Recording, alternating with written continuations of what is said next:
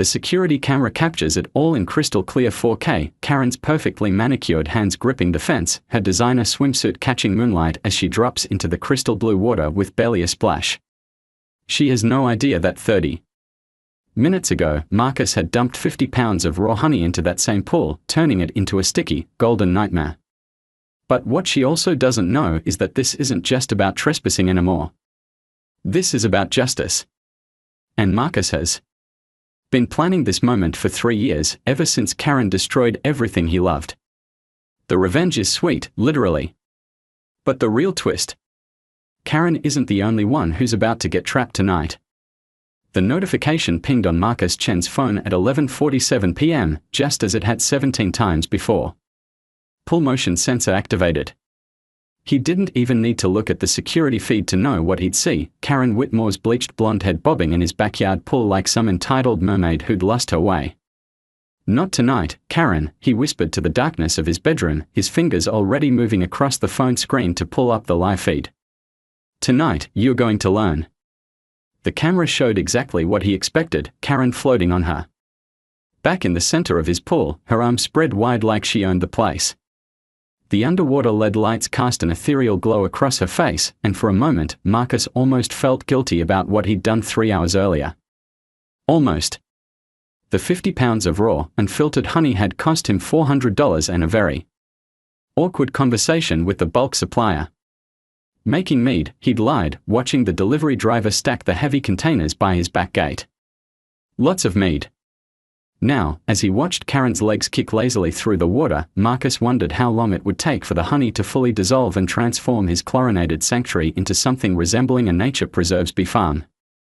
The pool guy had said it would take at least 6 hours for the honey to fully integrate with the water system, creating a thick, sticky consistency that would cling to everything it touched. Marcus had given it 3 hours and 27 minutes. Karen's phone, perched on the pool's edge in a waterproof case, lit up with what looked like a text message.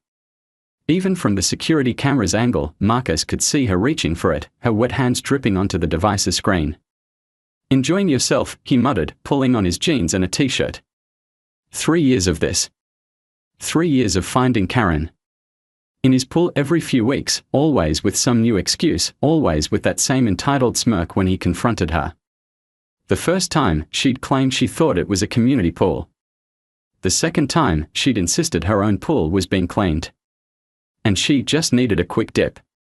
By the 10th time, she'd stopped making excuses altogether and started threatening to call the police on him for harassment when he asked her to leave. "It's not like you use it anyway," she'd said the last time, her voice dripping with the kind of condescension that made Marcus's jaw clench. "You're always working. At least someone's getting enjoyment out of this place." That was the night Marcus had installed the motion sensors. That was also the night he'd started planning. He crept downstairs, his bare feet silent on the hardwood floors. The house felt different at night, larger, more hollow. Sarah had always said that. She'd hated how empty it felt when she was alone, how the high ceilings and open floor plan made every sound echo. But Sarah wasn't here anymore. Sarah hadn't been here for 3 years, 2 months, and 16 days. Not since Karen Whitmore had decided that the property line between their houses was more of a suggestion than a legal boundary. Marcus paused at the sliding glass door that led to his back patio, his hand hovering over the handle. Through the glass, he could see Karen's silhouette in the pool, still floating, still oblivious. The honey would be working its magic by now, he knew. The water would be getting thicker, stickier, harder to move through. Soon, she'd notice something was wrong. The restraining order had been Karen's idea, of course. Filed 3 days after the incident that had changed everything. "Your client is clearly unstable," her lawyer had told the judge. Mrs. Whitmore was simply trying to retrieve her dog from the neighbor's yard when Mr. Chen became violent and threatening. What they hadn't mentioned was that Karen's dog was actually a trained attack animal that had been terrorizing the neighborhood for months. What they hadn't mentioned was that the retrieval had involved Karen breaking down Marcus's back gate with a crowbar. What they hadn't mentioned was that Sarah had been in the backyard when it happened, 7 months pregnant, trying to tend to her herb garden. The fall had been quick. Sarah had stumbled backward, startled by the sudden crash of splintering wood, and her feet had caught on the garden hose. Marcus had been inside, on a work call, when he heard her scream.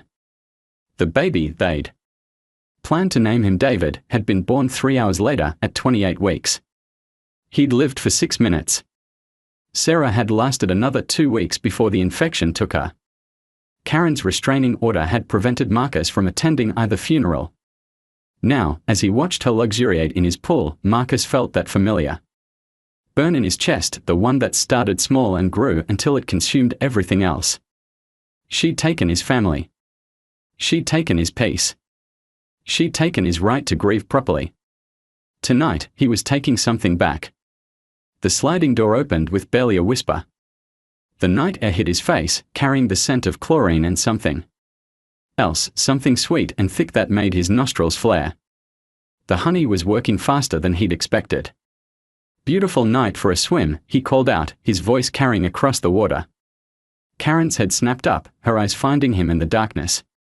For a moment, she looked genuinely startled. Then, predictably, her expression hardened into that familiar mask of entitlement. Marcus, she said, her voice echoing off the water. I was just trespassing. Again. He stepped onto the patio, his bare feet cool against the stone. Breaking the restraining order. Again.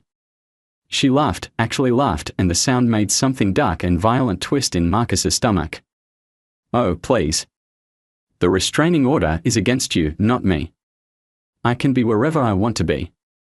Not on my property, you can't. Prove it's your property.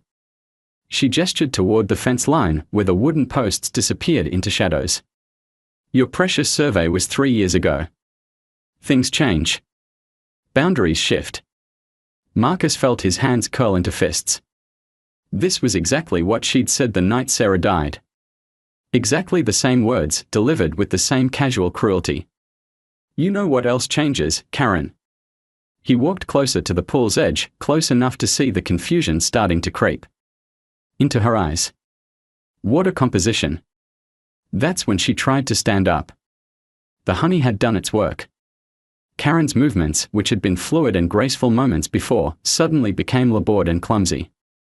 Her legs kicked against the thick, viscous water, but instead of propelling her forward, they seemed to stick and drag. Her arms, reaching for the pool's edge, moved through the golden liquid like she was swimming through molasses. What? She gasped, her mouth opening in surprise. What did you do? Marcus knelt down beside the pool, close enough to see the panic starting to bloom in her eyes. Honey, he said simply. 50 pounds of it.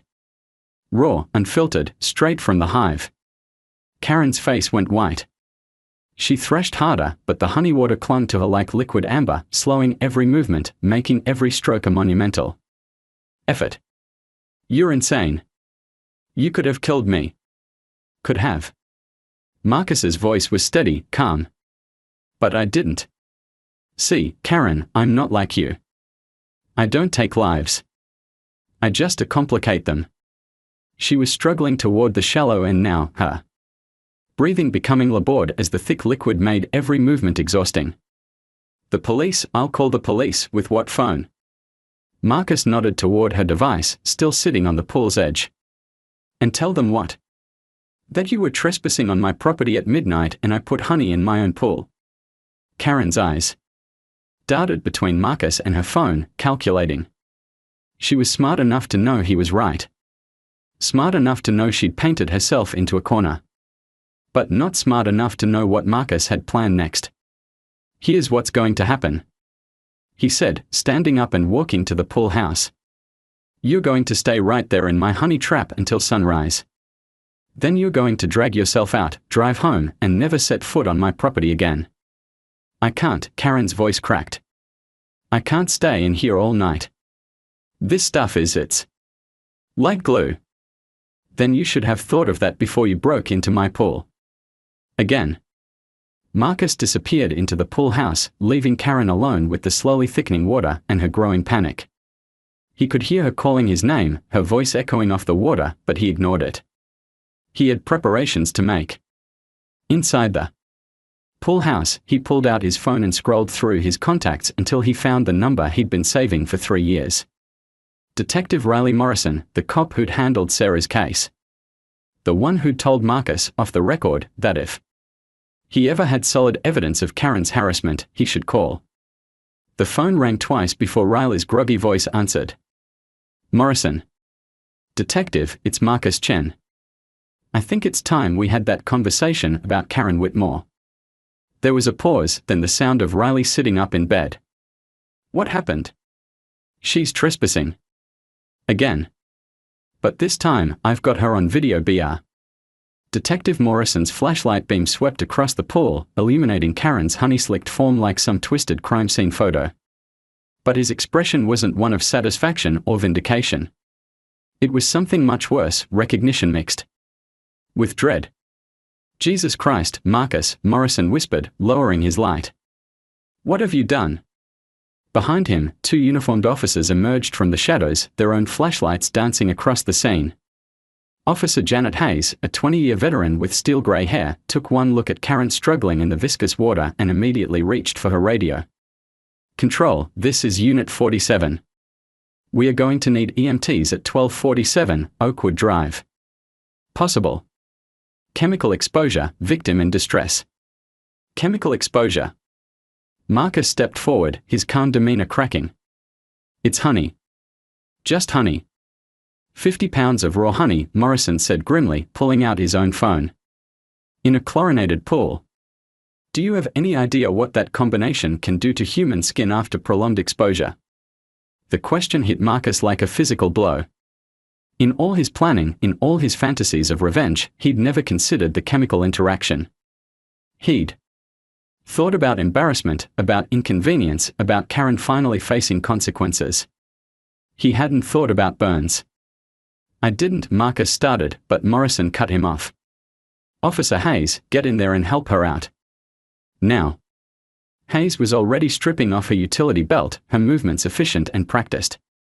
I'm going to need you to stop struggling and let me help you, okay? The more you fight it, the worse it's going to get. Karen's response was barely coherent, a mixture of sobs and gasps that echoed off the water. Her skin, Marcus noticed with growing horror, was beginning to show angry red welts where the honey-chlorine mixture had been in contact the longest. She's been in there for almost an hour, Morrison said, his voice low and dangerous. An hour, Marcus. In that chemical soup you created. The EMTs arrived in a flurry of equipment and urgent voices. Marcus watched in numb disbelief as they worked to extract Karen from the pool, her honey-coated body slipping and sliding as they tried to get purchase on her limbs. The substance that had seemed so perfect for trapping her was now making rescue nearly impossible. We need to neutralize the honey, one of the paramedics called out. It's acting like an adhesive. Her skin is starting to tear. Tear. The word hit Marcus like a sledgehammer. This wasn't supposed to happen. None of this was supposed to happen. Garden hose, Officer Hayes commanded, pointing toward the corner of the yard. We need to dilute this mixture before we can move her safely. As the EMTs worked to free Karen from what had become a trap far more dangerous than Marcus had intended, Detective Morrison grabbed his arm and pulled him aside. We need to talk. Right now.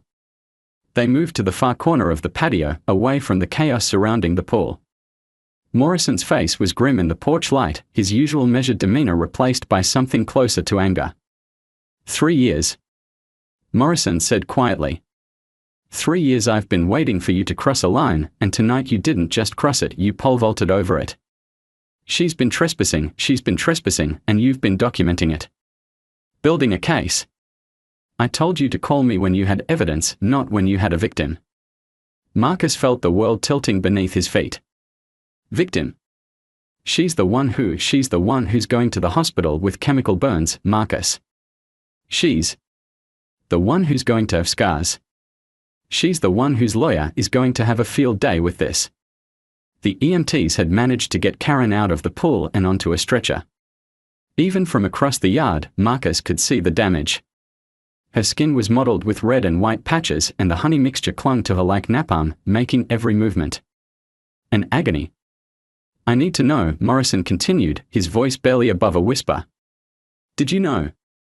Did you know what 50 pounds of raw honey would do in a chlorinated pool? The honest answer was no.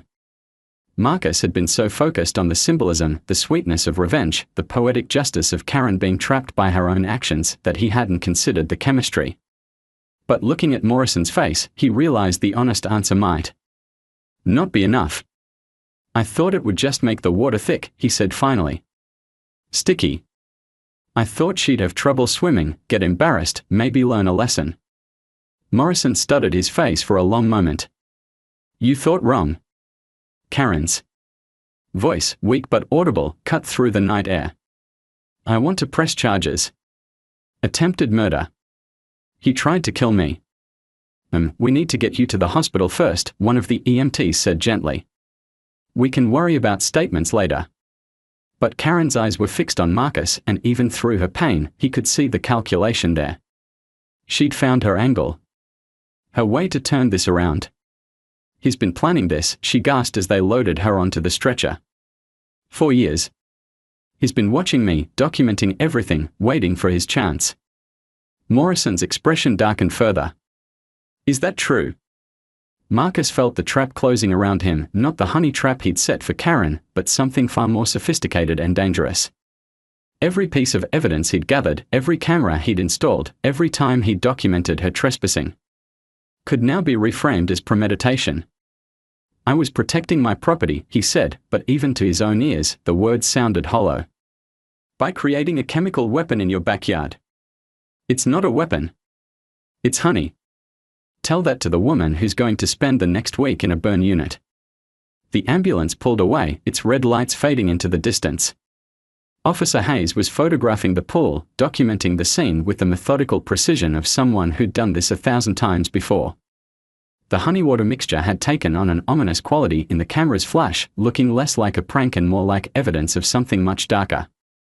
Here's what's going to happen, Morrison said, pulling out his handcuffs. You're going to come with me to the station. We are going to have a very long conversation about intent and premeditation and the difference between justice and revenge. You said if I ever had evidence, I said if you had evidence, not if you had a victim. There's a difference, Marcus. A big one. The handcuffs clicked around Marcus's wrists with a finality that made his stomach drop. This wasn't how it was supposed to go. Karen was supposed to be the one in custody, finally facing consequences for 3 years of harassment. Instead, she was the victim and he was the perpetrator. Detective Morrison, Officer Hayes called from beside the pool. You need to see this. Morrison walked over, leaving Marcus standing alone in his own backyard, handcuffed and watching his carefully planned revenge crumble into catastrophe. Hayes was holding something, a piece of paper, wet and partially dissolved. Found this floating in the pool, she said. Looks like it fell out of the victim's waterproof phone case. Morrison took the paper, squinting at it in the flashlight. Beam. His expression shifted from grim to something approaching shock. What is it? Marcus asked, though he wasn't sure he wanted to know. Morrison walked back over, holding the paper carefully. It's a medical report. From Karen's doctor. The paper was mostly illegible, dissolved by the honey water mixture, but a few lines were still visible. Marcus could make out dates, medical terminology, and at the bottom, barely readable, a signature. She's been seeing a psychiatrist, Morrison said quietly. For the past 6 months. Court-ordered therapy. Court-ordered. There was an incident. At her daughter's school. She attacked another parent during a PTA meeting. Put the woman in the hospital. Marcus felt the world shift again, but this time in a different direction. She never told me, why would she? But it explains a lot, doesn't it? The escalating behavior, the complete disregard for boundaries, the way she's been acting like rules don't apply to her. Officer Hayes had moved to the fence line, her flashlight illuminating something that made her call out again. Detective. You need to see this too. They walked over to where Hayes was standing, near the spot where Karen had presumably climbed over. The fence was damaged, not just from tonight, but from multiple incidents. Boards were loose, nails were bent, and there were clear signs of repeated forced entry. Look at this, Hayes said, pointing to a section of fence that had been reinforced with fresh wood. And this. She moved her light to show scratch marks in the paint, footprints in the dirt, and what looked like tool marks on the metal fence posts. She's been cutting through the fence, Morrison said grimly. Not just climbing over it. She's been systematically destroying it to make entry easier. Marcus stared at the damage, seeing his property through new eyes. Karen hadn't just been trespassing, she'd been methodically dismantling the barriers between their properties, creating her own private access route to his pool. That's felony property destruction, Hayes noted. Multiple counts, by the look of it. Morrison pulled out his phone and started taking pictures of the fence damage. Marcus, I need you to think carefully. How long has this been going on? The fence damage, I mean. I don't know. I noticed some loose boards a few months ago, but I thought it was just weather damage.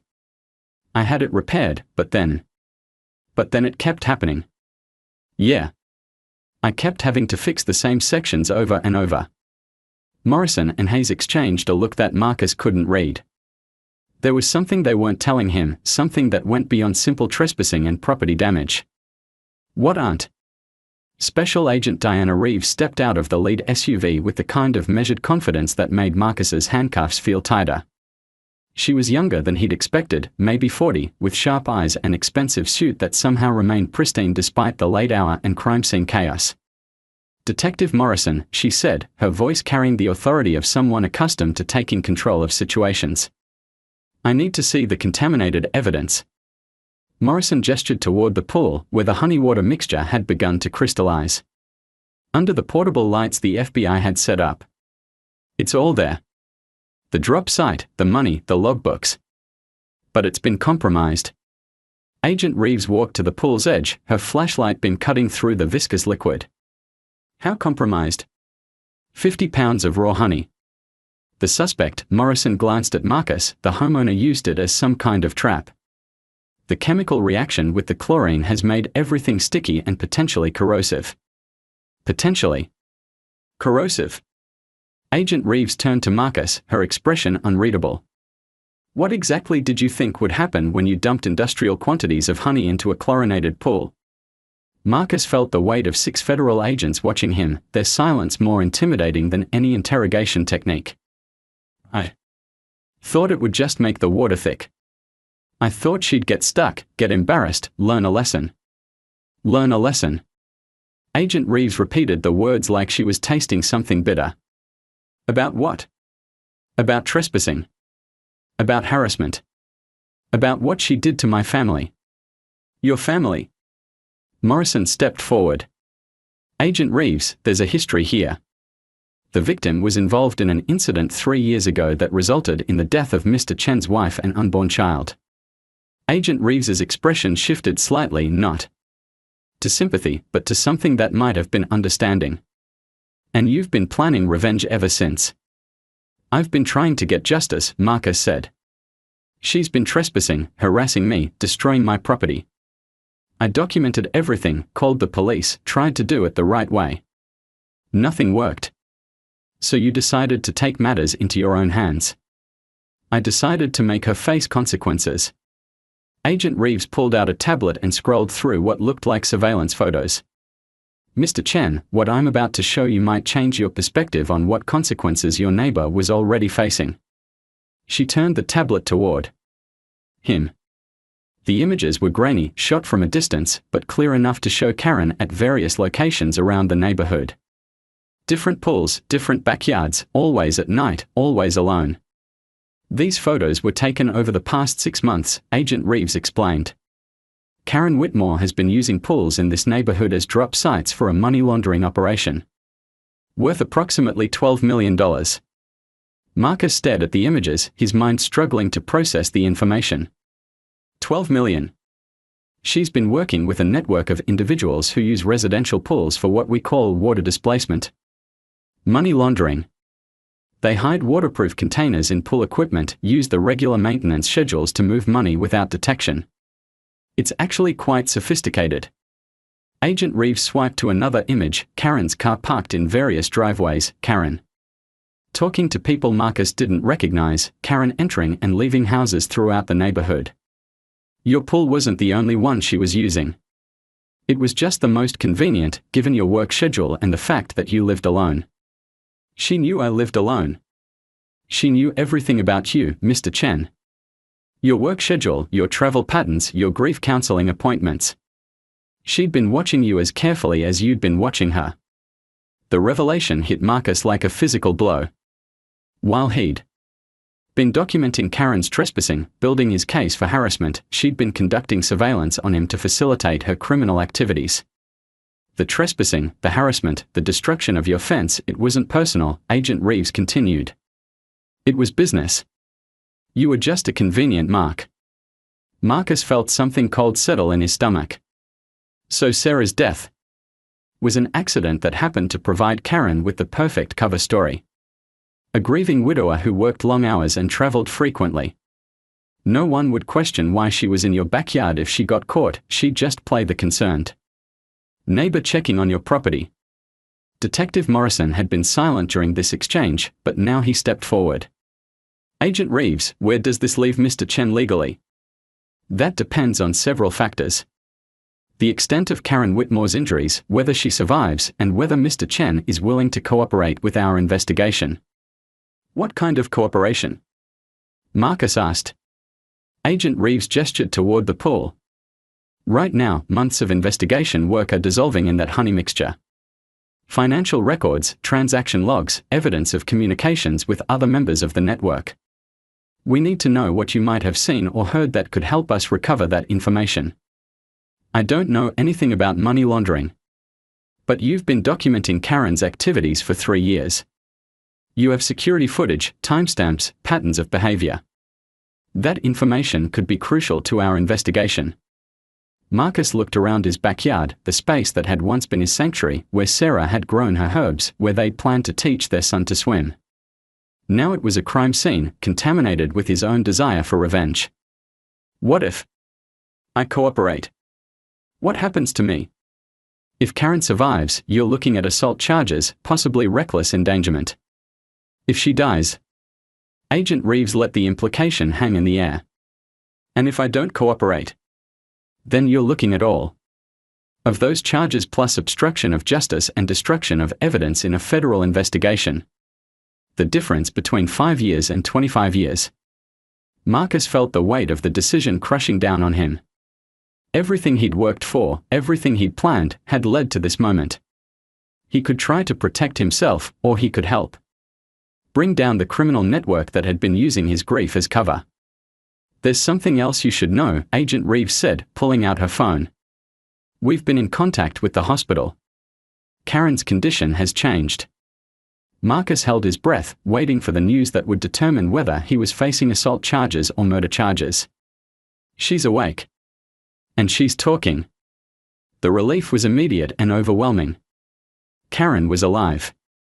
Whatever else happened, Marcus wasn't going to be charged with murder. What is she saying? Morrison asked. She's claiming that Marcus Chen has been stalking her for 3 years. That has been systematically harassing her, threatening her, and that tonight was an escalation of a pattern of dangerous behavior. The relief evaporated instantly. That's not true. She says you've been taking pictures of her, following her around the neighborhood, making threatening phone calls. She's painting herself as the victim of a 3-year campaign of harassment that culminated in tonight's assault. Marcus felt the trap closing around him again. She's lying. Maybe. But she's also got a lawyer, and that lawyer is very good at making complicated situations look simple.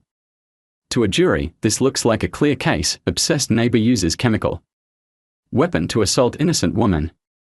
Agent Reeves pulled up another screen on her tablet. However, there's something Karen doesn't know. Something that might change her story.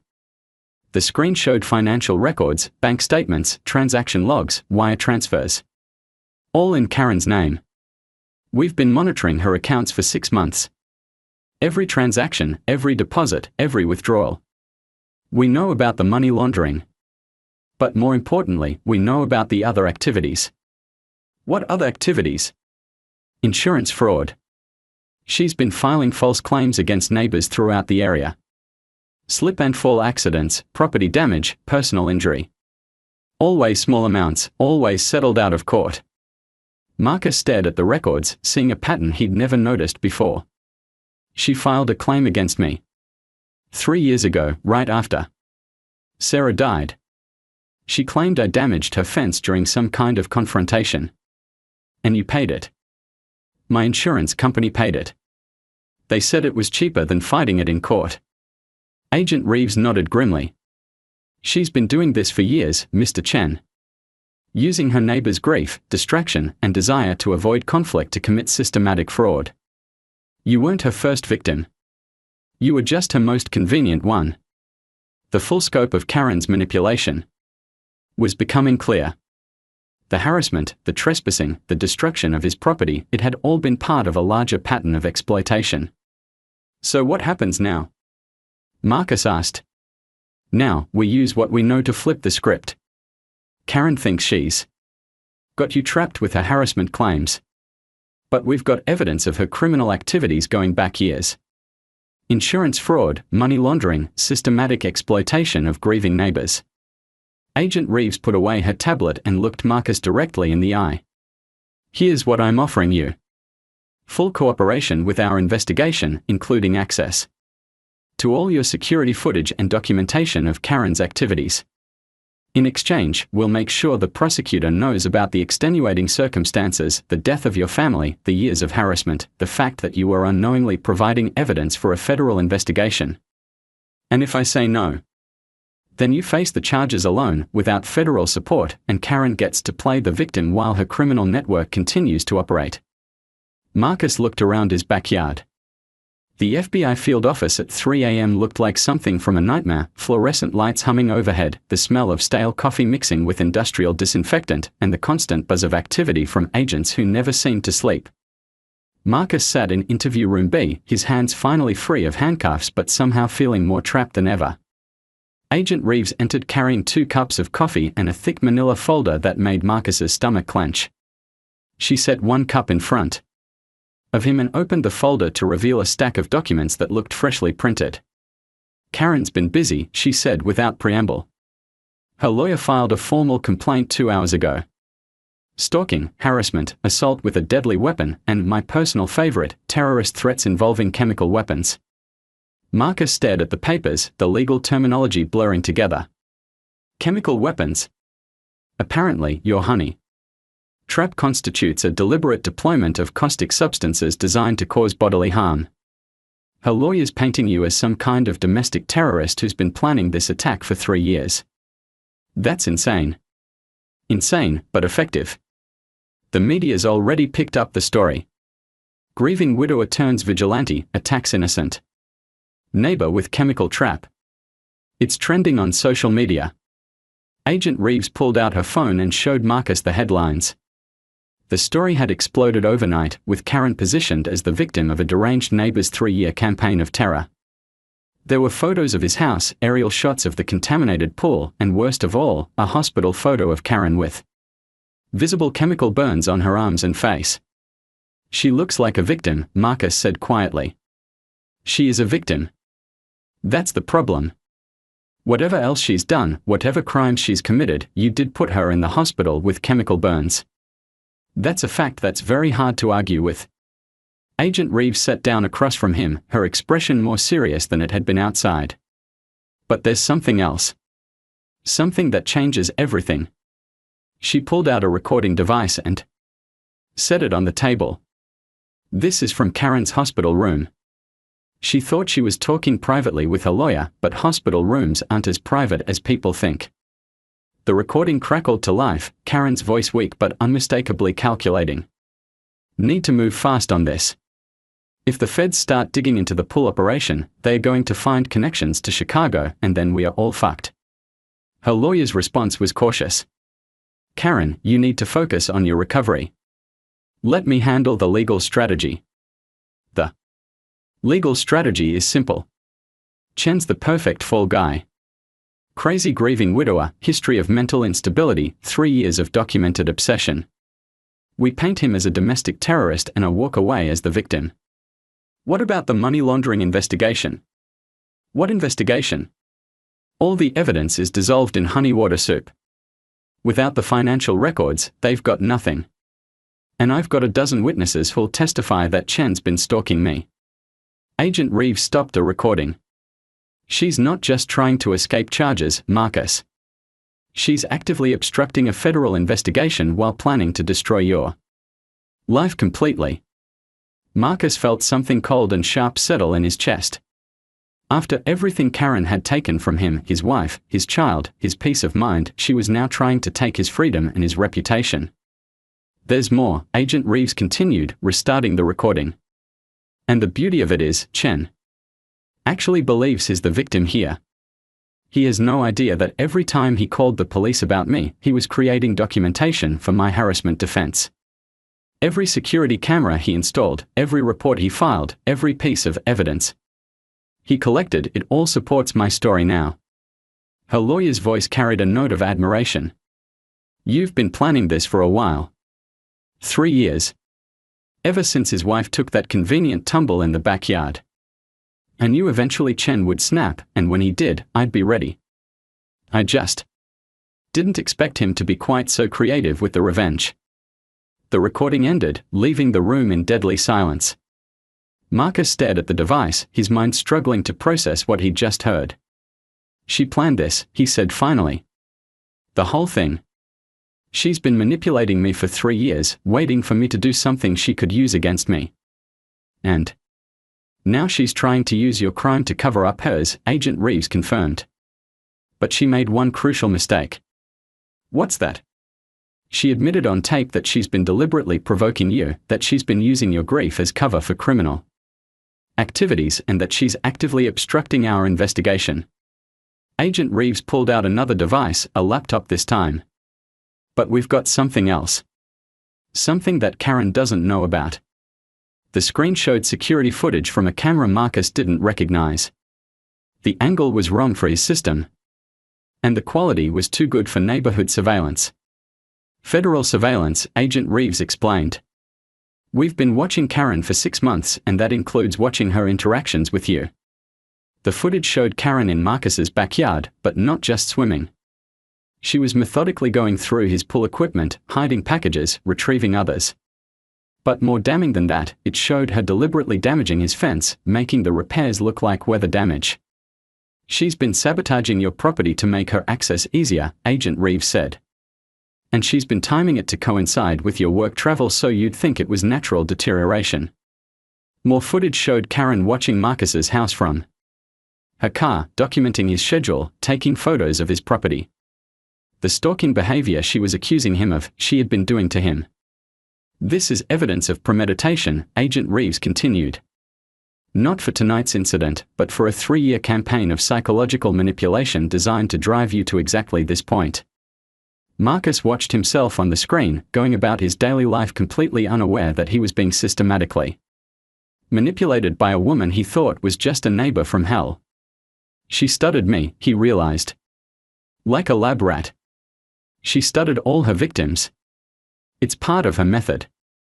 She finds people who are vulnerable, isolated, dealing with trauma, and she pushes them until they break. Then she uses their breakdown to cover her own crimes. Agent Reeves closed the laptop and leaned forward. Here's what's going to happen. Karen thinks she's got the perfect setup, she's the victim, you're the villain, and all the evidence of her crimes is destroyed. But she doesn't know about our surveillance footage, and she doesn't know we recorded her confession. So what's the plan? We let her think she's winning. Her lawyers arranged a press conference for tomorrow morning. She's going to play the victim, demand justice, call for charges against you for domestic terrorism. And then we release the surveillance footage and the hospital recording. We show the world who Karen Whitmore really is, not a victim, but a predator who's been systematically destroying families for a decade. Marcus felt a spark of something he hadn't experienced in years, hope. Not for revenge, but for actual justice. But there's a risk, Agent Reeves warned. If we do this, Karen's going to know that we've been watching her. She'll lawyer up completely, stop talking, and we might lose our chance to get the rest of her network. What are you saying? I'm saying you have a choice. We can clear your name publicly, expose Karen as the criminal she is, and you walk away with minimal charges. Or you can help us take down her entire operation, which means staying in the shadows while she continues to play victim for a few more weeks. Marcus thought about Sarah, about David, about the 7 families Karen had destroyed before his. The choice wasn't really a choice at all. How long would I have to wait? 2 weeks, maybe 3. Long enough for us to gather the rest of her network, track down the other victims, build a comprehensive case that puts her away for life instead of just a few years. And in the meantime, you're the villain. The media will destroy you, your neighbors will hate you, and Karen gets to play the suffering victim. Marcus looked around the stark interview room, thinking about the honey trap that had seemed so clever just hours ago. It had caught Karen, but it had also caught him. The difference was, he now had a choice about what to do with his captivity. What happens to me during those 3 weeks? House arrest, ankle monitor, regular check-ins. You can't leave the county, can't contact Karen or any witnesses, can't give interviews or make public statements. Essentially, you disappear while we work. And after 3 weeks? After 3 weeks, Karen's network gets arrested, her victims get justice, and you get your life back. Plus, the charges against you get reduced to misdemeanor assault. You'll probably get community service and probation. Agent Reeves pulled out a formal agreement and set it in front of him. This is a cooperation agreement. If you sign it, you're officially a federal witness. If you don't, you face the charges alone. And Karen's narrative becomes the official story. Marcus picked up the pen, thinking about Sarah's herb garden, about the son who never got to take his first breath, about the life that had been stolen from him. Karen had spent 3 years manipulating him, pushing him toward this moment. But now, finally, he had the power to choose how the story ended. He signed the document. Good choice, Agent Reeves said, collecting the papers. Now comes the hard part. What's the hard part? Making the world believe you're the monster while we build the case to prove you're. 3 weeks of hell had a very specific smell, stale coffee, printer ink, and the metallic taste of anxiety that never quite left Marcus's mouth. He watched Karen's press conference from his living room, ankle monitor heavy against his skin, as she played her final card with Oscar-worthy precision. I just want my life back, Karen sobbed into the microphones, her chemical burns visible but healing, her designer hospital gown replaced by a carefully chosen outfit that screamed a victim. 3 years of living in fear, of wondering when Marcus Chen would finally snap completely. I should have seen this coming. The reporters ate it up. The domestic terrorism angle had legs, and Karen's lawyer had crafted a narrative so compelling that even Marcus almost believed it. Grieving widower becomes obsessed with innocent neighbor. Documents her every move. Plans elaborate chemical attack. Nearly kills her in twisted revenge fantasy. Marcus's phone had been ringing non-stop for 3 weeks, reporters, former colleagues. Neighbors who wanted to know how they'd lived next to a monster without knowing it. He'd answered none of them. The cooperation agreement bound him to silence while the FBI built their case, but today was different. Today, Agent Reeves was finally ready to reveal what they'd found. The doorbell rang at exactly 2 p.m. Agent Reeves stood on his porch with Detective Morrison and someone new, a woman in her 50s with graying hair and the kind of face that had seen too much tragedy. Marcus, this is Dr. Elizabeth Santos from the medical examiner's office, Agent Reeves said as they entered. She's been reviewing Sarah's case. Dr. Santos carried a thick file that she set on Marcus's coffee table with the weight of something that would change everything. Mr. Chen, I need to ask you some questions about the night your wife died. Marcus felt his chest tighten. I've told the story 100 times. I know. But now we have new evidence and some things don't add up. Dr. Santos opened the file, revealing crime scene photos, medical reports, and analysis documents that Marcus had never seen before. Tell me again about the garden hose. Sarah tripped over it. She was startled by Karen breaking down the gate, stepped backward, and got tangled up in the hose. And where was the hose when you found her? Marcus closed his eyes, forcing himself back to that horrible night. Stretched across the garden path. I remember thinking it was strange because Sarah always coiled it up after watering. Dr. Santos pulled out a crime scene photo. This photo was taken by the first responding officer. Notice anything unusual? Marcus studied the image. There was the garden, there was Sarah's body, there was the broken gate. But the hose that's coiled up, he said slowly. The hose is coiled up by the spigot. Which means it wasn't stretched across the path when the officers arrived. Someone moved it between the time Sarah fell and the time police photographed the scene. Agent Reeves leaned forward. Who else was in your backyard that night, Marcus? Just Karen. She was there when I found Sarah, said she was trying to help. For how long? Marcus tried to remember through the haze of panic and grief. I don't know. Maybe 10, 15 minutes before the ambulance arrived. She kept saying it was an accident, that she was so sorry, that she never meant for anything like this to happen. Dr. Santos pulled out another document. This is Sarah's autopsy report. The original conclusion was that she died from complications related to premature labor caused by the fall. That's what they told me. But we've had the body re-examined using newer forensic techniques. Sarah didn't just fall backward and get tangled in the hose. She fell backward because she was pushed. The words hit Marcus like a physical blow. Pushed?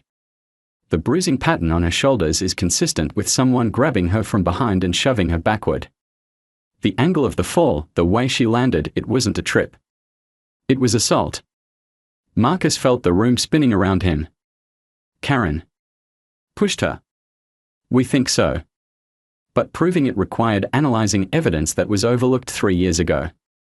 Agent Reeves pulled out her tablet and showed Marcus a video he'd never seen before. This is from a traffic camera 2 blocks away. It shows Karen's car leaving your neighborhood at 11:47 p.m. the night Sarah died. So according to the police report, Karen called 911 at 11:52 p.m. She reported the accident from your backyard, claiming she was trying to help Sarah when you found them. Marcus stared at the timestamp. But if she left at 11:47, then she wasn't there when you found Sarah. She came back. She left the scene, returned, and positioned herself to look like a helpful neighbor who happened to witness an accident. The implications crashed over Marcus in waves. She killed Sarah and then came back to play the concerned neighbor. We think she came to your house that night specifically to confront Sarah, Dr. Santos explained. Probably about the money laundering operation she was planning to set up in your pool. Sarah must have refused to go along with it, maybe threatened to call the police. Agent Reeves swiped to another screen. We found something else. Karen's phone records from that night show she made 3 calls before calling 911. All to the same number, her handler in the money laundering network. She was getting instructions, Marcus realized, on how to handle the situation. The beauty of it was, Sarah's pregnancy made the whole thing look like a tragic accident. Pregnant woman gets startled, falls down, goes into premature labor. No one looks for evidence of assault when there's such an obvious explanation. Marcus thought about David, his son who had lived for 6 minutes, who had died because Karen Whitmore needed to protect her criminal operation. The rage that had been building for 3 years suddenly felt insignificant compared to what he was feeling now. You have proof of this? We have enough, Agent Reeves said. The re-examined autopsy, the traffic camera, the phone records, Karen's own admissions in the hospital recording about how convenient Sarah's death was for her plans. Detective Morrison, who had been silent throughout the conversation, finally spoke. Marcus, I owe you an apology. We should have looked deeper into that night. We should have questioned Karen's story more carefully. Why didn't you? Because she was convincing. Because pregnant women do fall and go into premature labor. Because you were so obviously devastated that it never occurred to us you might not be the only one grieving. Agent Reeves checked her watch. In about 20 minutes, Karen's going to be arrested. Murder in the first degree, conspiracy, money laundering, insurance fraud, and about a dozen other charges. What about her press conference? Her victim narrative? About to become evidence of her sociopathic behavior. We're releasing everything, the surveillance footage, the hospital recordings, the new autopsy findings. By tonight, the world will know who Karen Whitmore really is. Dr. Santos closed her file and looked at Marcus with something that might have been sympathy. Mr. Chen, I know this doesn't bring your family back. But at least now you know the truth. The truth. Marcus had been seeking it for 3 years, through documentation and security cameras and finally through honey traps and federal cooperation. But the truth was bigger and more horrible than he'd ever imagined. Agent Reeves's phone buzzed. That's our signal. Karen's in custody. Through his front window, Marcus could see news vans already arriving in the neighborhood. The story was about to flip completely, from domestic terrorist to grieving husband, from villain to victim, from stalker to the stalked. What happens now? He asked. Now you get your life back, Agent Reeves said. The charges against you are dropped. Karen's network gets dismantled. Her victims get justice. And you get to grieve properly for the first time in 3 years. Marcus walked to his back patio and looked out at the pool. The honey water mixture had finally been drained and cleaned, but the pool remained empty. He wasn't sure he'd ever want to fill it again. There's one more thing, Agent Reeves said, joining him outside. Something Karen said in one of her recorded conversations that I thought you should know. What's that? She said Sarah fought back that night. Said she was tougher than Karen expected, that she almost got away. Marcus felt a strange mixture of pride and heartbreak. Even 7 months pregnant, even caught off guard by a sociopathic neighbor, Sarah had fought for their son. Karen also said something else. She said Sarah's last words were about you. Marcus turned to look at Agent Reeves, afraid to ask but needing to know. She said Sarah told her that you would never stop looking for the truth. That you would never give up, never let go, never stop fighting for justice. Karen was scared of that, even then. Across town, the news was breaking. Karen Whitmore, the supposed victim of a domestic terrorism attack, had been arrested for murder. The honey trap that had seemed like Marcus's downfall 3 weeks ago was now being hailed as the brilliant move that finally exposed a decade-long criminal conspiracy, but Marcus wasn't thinking about vindication or justice or even revenge. He was thinking about Sarah in the herb garden, 7 months pregnant with their son, standing up to a killer because she knew her husband would never stop fighting for the truth. The honey trap had caught Karen, just as Marcus had planned. But it had also caught something else, the evidence that would finally reveal what had really happened the night his family died. As the sun set over the empty pool, Marcus Chen finally allowed himself to grieve. Not just for what he had lost, but for what he had never known he was fighting for. Sarah had been right. Hee ha.